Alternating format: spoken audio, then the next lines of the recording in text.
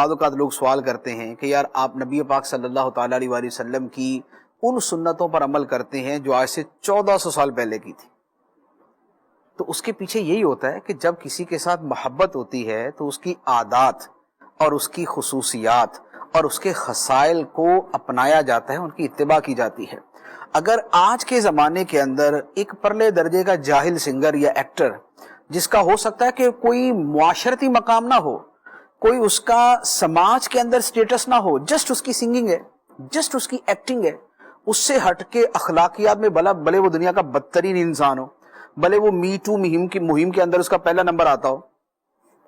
لیکن اس کے باوجود لوگ اس کو فالو کریں گے. تو اگر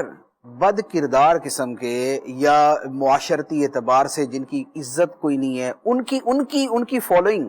اس طرح کی جا سکتی ہے، تو پھر جو کائنات کے بہترین انسان ہیں، جن کی عادات و خصائل کائنات کی بہترین عادات و خصائل ہیں، ان کی محبت کے اندر انہی کی عادات کو کیوں نہیں اپنایا جا سکتا؟ لہذا بھلے وہ 1400 سال پرانی ہے یا وہ 100 سال پرانی ہے، جب کسی سے محبت ہوتی ہے تو اس کے اندر سالوں کا اعتبار نہیں ہوتا کہ اتنے سال پرانے کے ساتھ تو محبت ہوگی تو اس کی باتیں اپنائیں گے اور اتنے والے کے ساتھ نہیں اپنائیں گے. محبت کے اندر پھر فالو کیا جاتا ہے.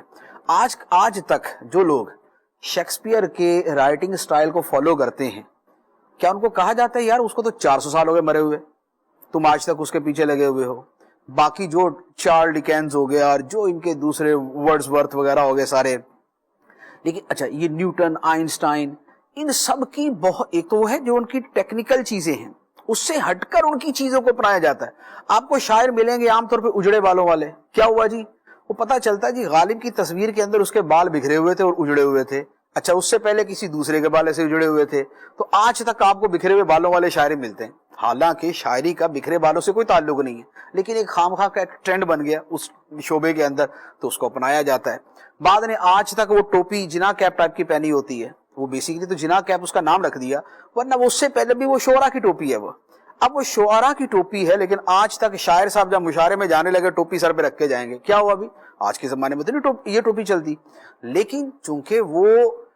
مشاعرے میں جا رہا ہے اور کسی بڑے شاعر نے ایسا کیا تھا، لہذا آج تک اس کی تقلید کی جا رہی ہے. تو اسی طریقے سے جو بزرگان دین کے طور طریقوں پہ عمل کیا جاتا ہے، جو نبی پاک صلی اللہ تعالیٰ علیہ وسلم کے طریقے پر عمل کیا جاتا ہے، اس کے پیچھے ایک ریزن اور حکمت یہ ہوتی ہے. ایک تو حکم الہی ہے، وہ ایک جدا فیکٹر ہے اس کے اندر، لیکن اس سے ہٹ کر ایک محبت وہ ایسا فیکٹر ہے جو ان چیزوں کے اوپر مجبور کرتا ہے.